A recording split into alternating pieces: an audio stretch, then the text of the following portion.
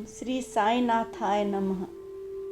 श्री साई चरित्र दर्शन अध्याय 18 मद अनुग्रह 1। हे सर्वश्रेष्ठ वे नित्य सद्गुरु, आपकी जय जयकार हो।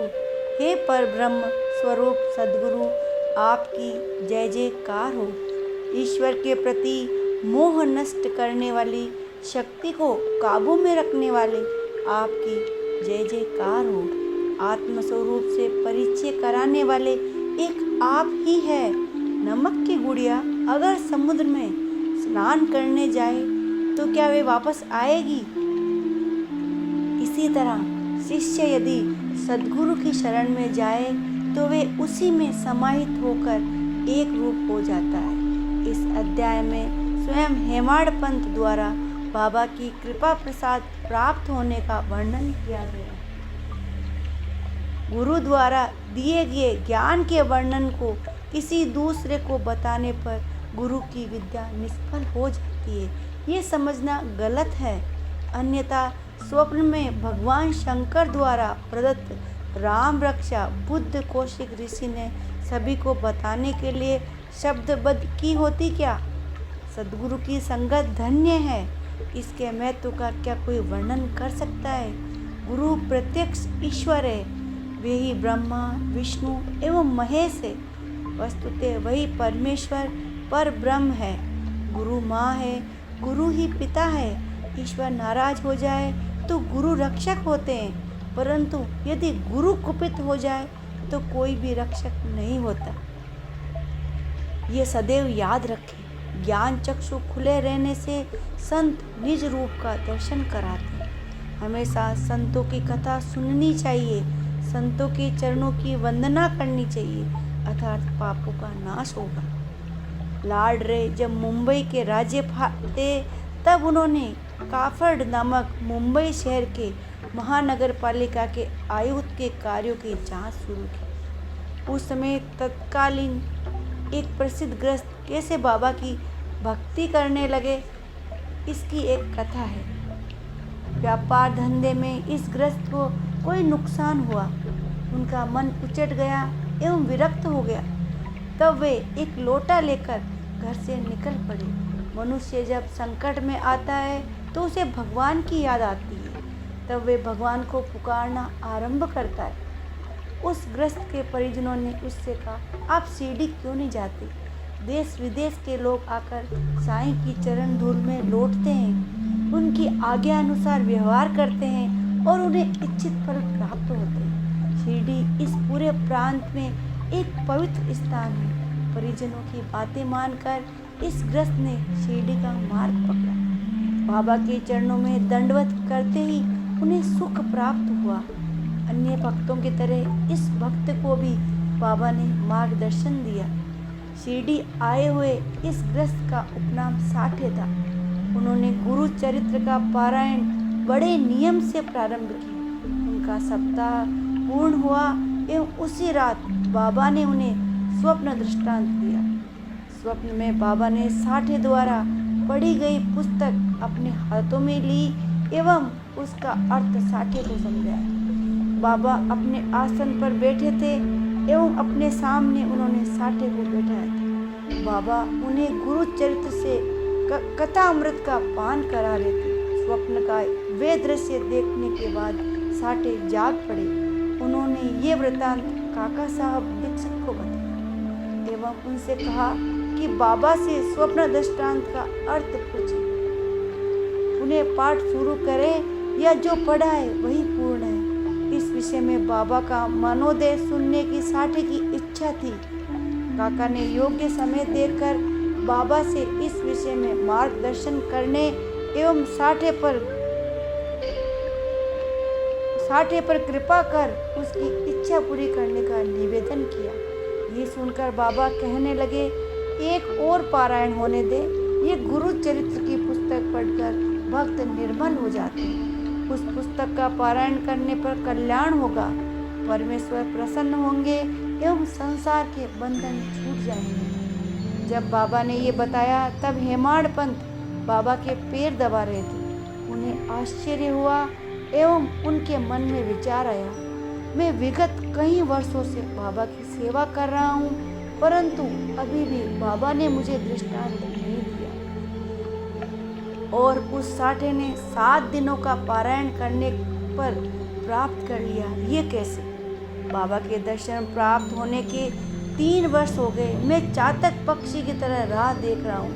हेमाड पंत मन ही मन इच्छा कर रहे थे, बाबा मुझ पर प्रसन्न होकर मेरी इच्छा पूरी करेंगे एवं मुझे उपदेश देंगे। ऐसा दिन कब आएगा? हेमाड पंत के मन के विचार बाबा ने तत्काल समझ लिए। बाबा ने हेमाड पंत से कहा, अरे उठ और उस श्यामा के पास जाकर 15 रुपये ले आ। उसके पास थोड़ी देर बैठ, तुम दोनों बातचीत करो। उसके बाद श्यामा जो दक्षिणा दे वे लेकर आ जाना। माधवराव धोती पहन रहे थे। वे हेमाड पंत से बोले, क्या बात है, आज अचानक यहाँ कहाँ? क्या प्रतीत होता है मस्जिद से आ रहे हैं? आपके चेहरे पर व्याकुलता क्यों दिख रही है? आइए बैठिए, मैंने तो अभी अभी स्नान किया है, भगवान को स्नान करवा कर आता हूँ। माधवराव ऐसा कहकर घर के अंदर गए। वे खिड़की पर नाथ भागवत की पुस्तक रखी थी। सहजता से हाथ में उठाकर हेमाड पंत ने खोली एवं खुले पृष्ठ से ही वे पढ़ने लगे। उन्होंने प्रातःकाल पढ़ते समय जो भाग अपूर्ण छोड़ दिया था, वही भाग उनके सामने आ गया। सुबह आलस्य स्वरूप जो भाग अपूर्ण रह गया था, वही बाबा ने पूर्ण पढ़ा लिया। नियमन अर्थात नियम से पढ़ना, नियम से उपासना पूर्ण किए बिना साधक ने स्वयं स्थान से नहीं उठना चाहिए। साईं की कृपा के सुपात्र दीक्षित नाथ भागवत की पुस्तक प्रतिदिन पढ़ते थे। पहले ही संपूर्ण भगवत भक्ति रस से भरा, उस पर भी 11वां स्कंद तो भक्ति प्रेम के सुख की खान है। मानो 32 वृंदावन है। श्री हरि, सीताराम तथा काका दीक्षित इस नाथ भागवत की व्याख्या करते एवं रात्रि में भावार्थ रामायण गुरु की आज्ञा अनुसार पढ़ते थे। ज्ञानेश्वरी का दूसरा अवतार जैसी ये भागवत लिखकर नाथ ने महाराष्ट्र पर असंख्य उपकार किए हैं। प्रातः स्नान के पश्चात साईं पूजन, पूजा आरती एवं प्रसाद के बाद दीक्षित नाथ भागवत पढ़ते थे। तुकाराम महाराज ने तलेगांव के पास के भंडारा पर्वत पर इस ग्रंथ के 1000 पारायण किए। इसकी महिमा का कितना बखान करें। ये महाप्रासंगिक ग्रंथ आत्मा के उद्धार हेतु वाचन करें। साईं समर्थ ने ऐसी आज्ञा दी थी।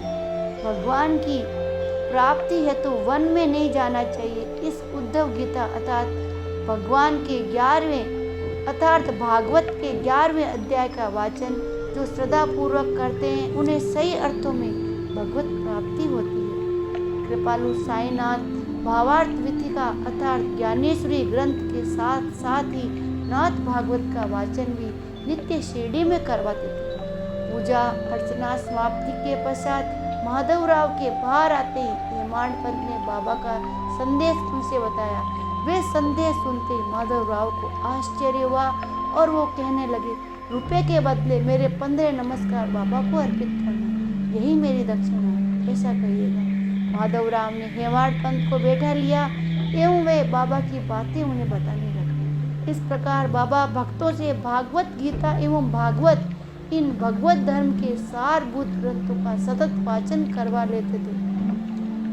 माधवराव ने हेमाड पंत से कहा, ये पान लीजिए, चूना सुपारी डिब्बे में है, वे भी लीजिए, मैं टोपी पहन कर आता हूँ। इसके बाद वे आए एवं हेमाड पंत से बोले, साईं बाबा की लीला अगाध है। जब से आप शिरडी आए हैं, हम दोनों ने उनकी लीला क्या कम देखी है। मैं तो ग्रामीण, परंतु आप सब शहरी, मैं अब आपसे क्या उनकी लीला बताऊं। अरे बाबा हमारे पास लोगों को क्यों भेजते हैं, इसका कारण वही जानते हैं। जिसके मन में जैसा संकल्प होता है वैसे ही उसे पार लगाते हैं। बाबा कभी कभी मनुष्य को बड़ी कठिन परीक्षा लेते हैं, भक्ति के प्रति प्रेम को परखते हैं, तभी देवी उपाय सुझाते हैं। उपदेश के ये शब्द कानों में पड़ते ही हेमाड पंत को साठे के गुरु चरित्र की याद आ गई। बाबा ने मेरे चंचल मन को स्थिरता प्रदान करने के लिए श्यामराव की एक योजना बनाई होगी। बाबा का व्यवहार भी अजब है। श्यामराव कहने लगे, एक देशमुख नामक स्त्री थी, एक बार उसके मन में संत सत्संग करने की इच्छा हुई। बाबा की कीर्ति सुनकर संगमनेर के लोगों के साथ बाबा के दर्शन हेतु शिरडी आई।